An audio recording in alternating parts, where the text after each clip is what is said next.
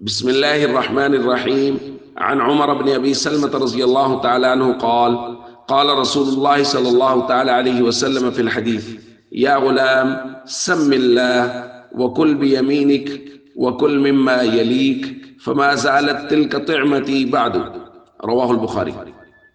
حضرت عمر بن ابو سلمہ رضی اللہ تعالیٰ عنہ بیان فرماتے ہیں: کنت غلاما فی حجر رسول اللہ صلی اللہ علیہ وسلم، میں حضور علیہ الصلوۃ والسلام کی پرورش میں تھا جب میں چھوٹا بچہ تھا۔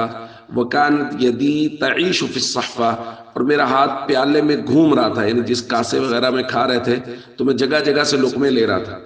فقال علی رسول اللہ صلی اللہ علیہ وسلم، تب حضور نے مجھے ارشاد فرمایا: یا غلام، اے پیارے بچے، سم اللہ، پہلے اللہ کا نام لو، یعنی بسم اللہ پڑھو۔ وکل بیمینک، پھر دائیں ہاتھ سے کھاؤ۔ وکل مما یلیک، اور تیسری بات یہ ہے کہ اپنے سامنے سے کھاؤ، جگہ جگہ سے لقمے نہ لو۔ فما زالت تلک طعمتی بعد، حضرت عمر فرماتے ہیں کہ اس کے بعد میرا کھانے کا طریقہ ہمیشہ یہی تھا کہ میں اللہ کا نام لیتا، یعنی بسم اللہ پڑھتا، دائیں ہاتھ سے کھاتا اور ہمیشہ اپنے سامنے سے کھاتا۔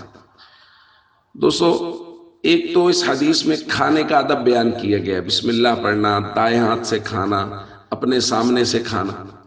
دوسرا، اس کے اندر تربیت کا ایک اصول اور پہلو بیان کیا گیا ہے کہ چھوٹے بچوں سے ہی ان کی دینی اخلاقی تربیت شروع کر دینی چاہیے۔ وہ بچے خاص طور پہ جو آپ کے بچے ہیں یا آپ کی پرورش میں ہیں، آپ کے رشتہ دار ہیں یا جن کے آپ پرورش کر سکتے ہیں، ان کے والدین کی طرف سے اجازت ہے، یا آپ کے شاگرد ہیں، تو ان کی چھوٹے ہوتے سے ہی پرورش ہونی چاہیے، ان کی دینی تربیت ہونی چاہیے۔ جیسا کہ یہاں حضور علیہ الصلوۃ والسلام نے ان کو فوراً کہا، اور کس محبت سے کہا، وہ کہتے ہیں اس اخلاق اور محبت کا یہ اثر تھا کہ پھر ساری زندگی میرا یہی معمول اور یہی طریقہ رہا جو اللہ کے نبی صلی اللہ علیہ وسلم نے بیان فرمایا۔